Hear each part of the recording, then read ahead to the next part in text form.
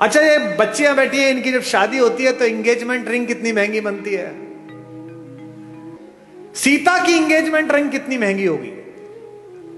लेकिन जब केवट के सामने भगवान राम बिना पैसे के खड़े हो गए कि उतराई देने के लिए कुछ नहीं है, और केवट ने कहा ऐसे तो जाने नहीं दूंगा, पैसे दो, उतराई तो देनी पड़ेगी। तो पति का अपमान ना हो जाए, पति यहां संकट में ना लगे, सीता ने चुपचाप अपनी अंगूठी उतारी और राम के हाथ में दे दी कि ये दे दो। गोस्वामी जी ने लिखा, पियसी की ही जानन हारी, मुदित मगन मणि मुद्री उतारी। मणि उतार कर दे दी। ये सीता है, ये सीता सिखाई गई थी, ये सीता घर घर में सिखाई गई थी। इसीलिए हमारी माएं, हमारी नानियां, हमारी दादियां कम में काम चला लेती थी। आज क्या हो गया, कम हो गया तो झगड़ा हो गया।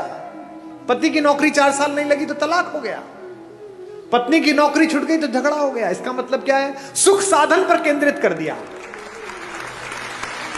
और यहां बैठे हुए धनी लोगों, सुख साधन में है ही नहीं। तुम्हारे ऑफिस में जो 15,000 रुपए में बाहर खड़े होकर सफाई करता है लड़का, जो तुम्हारी गाड़ी पर पोछा मारता है, किसी दिन कलकत्ता में आसमान में हल्की बारिश होती है, साइकिल से वापस जाता हुआ बाजार से पाव भर बेसन खरीदता है, पाव भर प्याज खरीदता है, आलू खरीदता है, एक छोटी सी बोतल में 200 मिलीलीटर तेल सरसों का लेता है और पत्नी से कहता है मौसम बहुत अच्छा रहा, पकौड़े बना ले। वो स्टोव पे पकौड़े बनाती है, दोनों बाहर बैठकर खाते हैं और शाम को सोते हुए कहता है यार क्या शाम बीती है, भगवान का धन्यवाद, क्या अच्छा मौसम है, क्या बढ़िया हो। और तुम पेरिस जाकर भी सुखी नहीं हो, तुम लंदन की ऑक्सफोर्ड स्ट्रीट पे शॉपिंग करते हुए खुश नहीं हो, क्योंकि तुम डेपुटेशन पे दुख को भेज रहे हो। दुख हो गया है थोड़ी मार्केटिंग कर लूं शायद कम हो जाएगा, दुख हो गया है थोड़ा मेकअप करके एक सेल्फी ले लूं शायद कम हो जाएगा।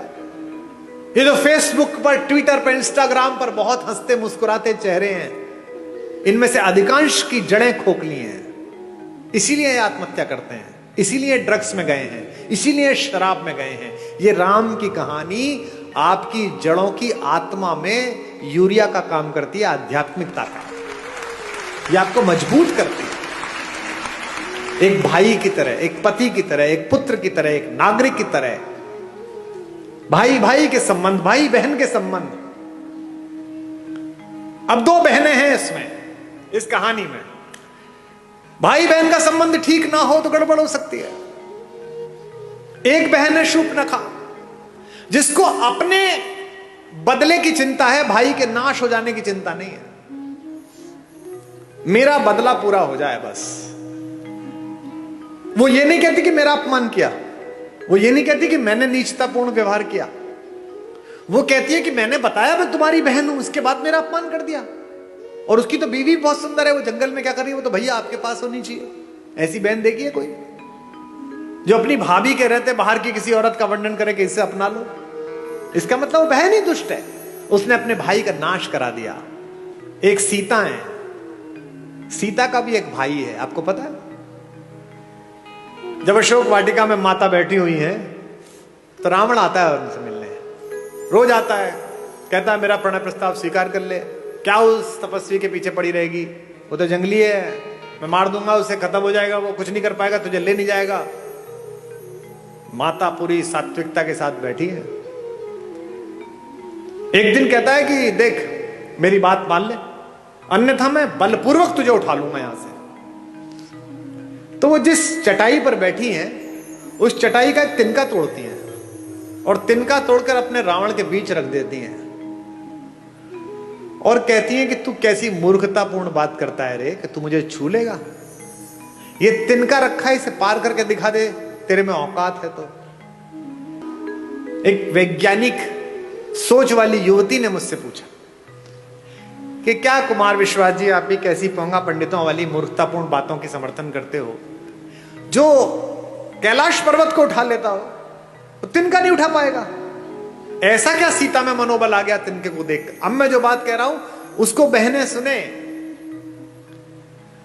एक लड़की अपने पति के साथ भी इतना सुरक्षित अनुभव नहीं करती इतना भाई के साथ करती है। क्यों? सीता भूमि से पैदा हुई है, सीता का नाम है भूमिजा, और तिनका भूमि से पैदा हुआ है।